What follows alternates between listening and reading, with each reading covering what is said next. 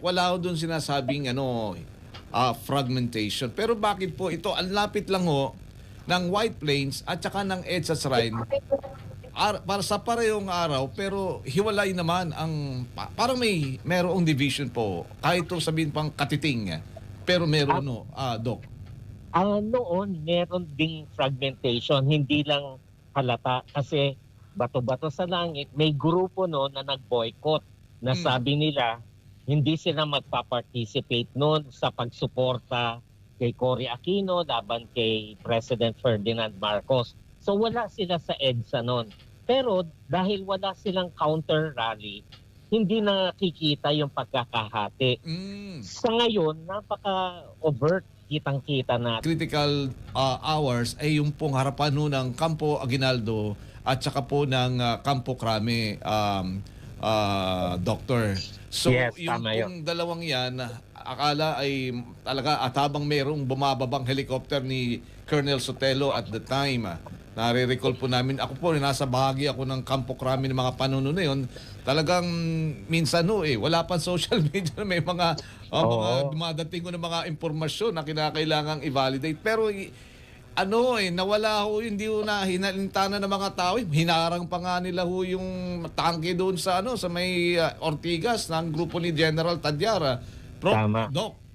Yes, mabalik tayo doon sa katanungan mo ngayon, na bakit may mga pagkakahati kahit na sa lokasyon ng pagdiriwang ng EDSA, tapos kahit na yung mga issue na dinadala may pagkakahati. Tingin ko meron ding talagang mga grupo o individual na sinasadya at nakikinabang sa ganitong pagkakahati. So sinusulsulan nila yung mga differences sa halip na patampukin yung mga commonalities. Halimbawa, kahapon damang o nung nakailang araw, merong naglalabas ng mga fake news tungkol sa mga allegedly yung may kinalaman sa sumusuporta do sa ICC hearing pero pinapabulaanan niya ng militar. So, may mga ganitong grupo na nakikinabang sa pagkakahati ng mga Pilipino. Ayun tama po kayo doon. Yung mga sabi nga ho nila, mga third party na kapag nagkaroon ng bagsak na yung parehong nagbabangga ang grupo, kami ang makikinabang dito. Yun. At yun ang dapat nating bantayan at saka pag-ingatan. Pero sana, tulad ng natutunan natin sa EDSA 1, sana ang paglutas natin sa ating mga problema ay sa mapayapang paraan. Yun po. Prof, Doctor, ito po, prominent doon sa EDSA 1 o sa ginugunita po natin ngayong araw na ito, yung partisipasyon po ng mga relihiyon. Ano bang grupo yan? Yung tinatawag yun bang yun pong tinatawag na religious factor at ngayon po yung tolerance na ito kung mababanggit natin. Ano ang masasabi niyo po dito, Dr. Castro? Tama yan. Nung sa EDSA 1, makikita natin ang dalawang malaking ahensya na naandun bukod sa mamamayan. Isa yung simbahan sa pangunguna ni Cardinal Sin, ikalawa yung militar. Nandiyan sina General Fidel Ramos at saka si Enrile. So yung dalawang pwersang yon na dati ring hindi nagkakasundo, nagkasama. So ito yung kinakatawan sa ngayon, merong physical divide pa rin yon. Sana ay ma-bridge natin yung gap na yon. Sana ang militar, ang kapulisan ay nasa panig pa rin ng taong bayan, kaalyansa ng mga taong relihiyoso. Sa puntong ito, kung may mga tinatawag sabi nyo nga po ng mga panahon na yun, merong commonality rin. Sa ngayon, parang may commonality din. At nagkakaisa sila doon sa tinatawag na accountability at tutulo sa trillion pesos march ay itong trillion na yung flood control at mga anomalya nakikita lang sa maaari sa ibang direksyon pero ang patutunguhan din naman ay iisa. Yun po yung sana doon magkasalubungan doon na doktor. Tama yun. Tingin ko yun yung bottom line na magkaisa tayo laban sa korupsyon, laban sa mga nangungurakot, mabawi natin yung mga perang kinulimbat sa taong bayan, mapanagot yung mga may kasalanan. So, hanggang doon lang muna. Ang problema, merong mga grupo na gusto pang itaas yung mga issue, palitan yung gobyerno. While ano nila yun, karapatan nila yun, pero minsan nagiging mapanghati yun kasi merong mga Pilipino na hindi komportable sa mga ganong panawagan. Kasi nga po naman, doon sa EDSA 1 na yun, itong 40 years ago, ang ganda ho ng promises. Ang ganda po ng expectation. Pero pagkalipas ho ng 6 na buwan ho, hanggang sa taon nalusaw ho yung expectation. At yan ho ang naging resulta ngayon, Doctor. Tama yon.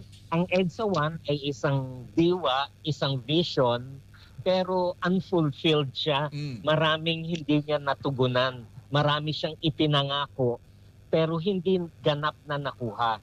Huwag nating maliitin kasi marami rin nakuha. Tulad ng hindi tayo mag-uusap ng ganitong natutuligsa natin ng gobyerno. Kung wala ang EDSA 1, dati hindi natin yan nagagawa. Pero yung iba pang mga batayang pangangailangan ng taong bayan, lalo nga yung usapin ng kahirapan, habang yung iba nagpapasasa sa yaman ng kaba ng bayan, hindi pa rin nalulutas hanggang sa kasalukuyan. May mga narinig po tayo ito sa mga series of forum at mga symposium kaugnay dito sa okasyong ito. Naririnig ko yung mga katagang historical revisionism. Gaano po ito katotoo, Doctor? Totoong-totoo yan. Ako kasi isa akong educator, nagtuturo ako sa UP Diliman. Yung mga kasalukuyang henerasyon, hindi na nila alam ano talaga yung nangyari nung sa nakaraan. Halimbawa, mismong pamangkin ko sinasabi na, naku, nung panahon ni Ferdinand Marcos Sr., golden years natin, ang ganda-ganda ng buhay. Sinasabi ko, saan mo nakuha yan? Ako dinanas ko na pumipila kami sa bigas, wala ring tubig, mga ganyan. So, merong mga bagay na pinapalitan sa ating kasaysayan. At malaking factor do sa ganong revisionism ay ang fake news mula sa social media. Wala si Doc. Ayun pagbaluktot sa ating narrative. Ayun po Pero sabi nga po sa kabilang banda, dahil po yan ay nasa atin ng kasaysayan, maitatala at bagay na dapat malaman din yung ups and down ng ating kasaysayan. Tama. Doctor. Tama 'yon. Dapat matuto tayo pareho sa magagandang nangyari pati sa pangit na pangyayari ng ating lipunan. Kasi parehong pagpupulutan 'yon ng aral. Huwag pagtakpan yung mga negatibo kasi do sa negatibong 'yon, doon natin matututunan paano iwawasto ito. At saka sa kasalukuyan pong panahon, Doctor, napapansin ko lang po na dati-rati yung mga impormasyon na hirap, halimbawa po doon sa kabayanihan ng ating mga sinaunang ating mga revolutionary leaders na minsan alam lang ho doon sa kanila po mga lugar. Ngayon po pwede na ma-highlight. Dapat maidikit po ito sa mga ganito pong okasyon, Doctor. Yes, tama yan. Kaya gusto kong iwasto, baka kasi ang mga tagapakinig natin maalala lang nila na critical ako sa nangyayari sa social media. Pero meron din namang mga nakukuha tayong benepisyo tulad nga ng ganon. Kaalaman tungkol sa iba pa nating mga kabayani na dati hindi natin kilala. So, pwede nating gamitin ang teknolohiya, ang internet para maipaliwanag din ang mga ganitong kaganapan. 40 years after po, Dr. Castro. So, saan niyo po nakikita yung sunod pa hong dekada? Hindi po dito sa ating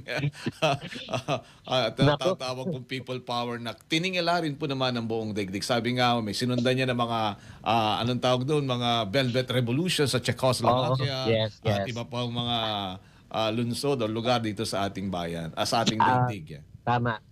Banggitin ko lang, noong 1987, naging bisita ako sa London.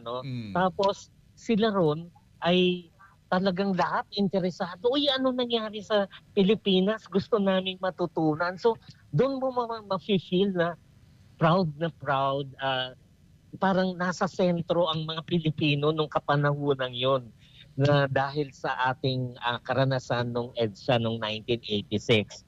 So, yung katanungan mo tungkol sa ano bang hinaharap, sana hindi maghintay na naman tayo ng panibagong 40 years. Ano?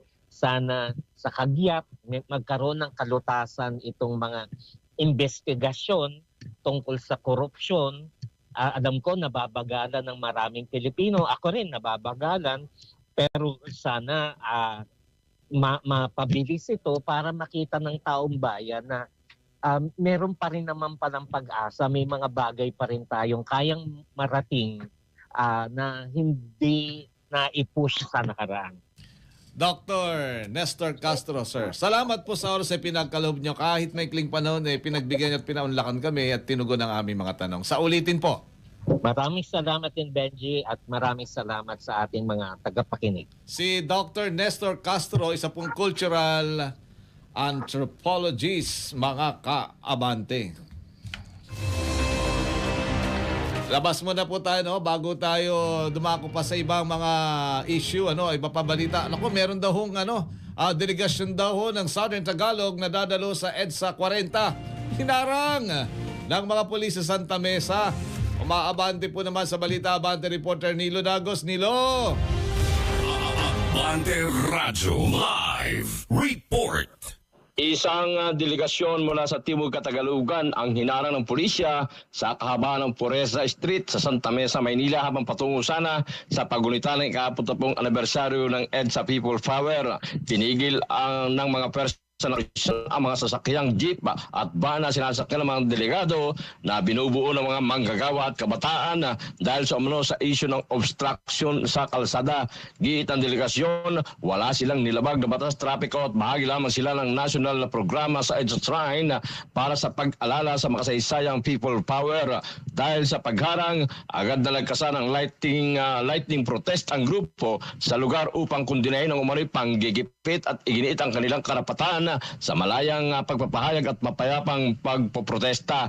Tumagal ng mahigit 2 oras ang tensyon sa lugar kung saan dumami ang presensya ng kapulisan kabilang ang Philippine National Police at ang Manila District Traffic Enforcement Unit na tumulong sa pagpapatupad ng trapiko. Kalauna naman nakipag-ugnayan ng Commission on Human Rights sa hepe ng pulisya at sa lokal na pamahalaan upang maresolba ang sitwasyon dahilan upang matapos ang kilos protesta ng delegasyon at magpatuloy ang biyahe ng mga ito patungo sa EDSA Shrine. Nilo Dagos, Abante. At inyo pong natunghayan na saksihan natin lahat ang unang yugto ng mga kaganapan ngayong araw ho sa paggunita ng ika-40 taong ng People Anniversary, People Power Revolution, kung saan muling umalingaw-ngaw ang panawagan laban sa katiwalian dyan po naman sa kahabaan ng EDSA. Sa pagdiriwang na ito, sana ay mas maging bukas tayo sa mga tinig ng mamamayan, mga panawagang humihingi ng pananagutan, reforma at tunay na pagbabago sa gobyerno. Abangan ang mga susunod pang kaganapan sa paggunita at marcha ngayong araw. Ako po ang inyong kaabante, Benji Alihan. Huwag ko kayong bibitiw dito sa EDSA 40. Marcha kontra korupsyon, Abante Special Coverage.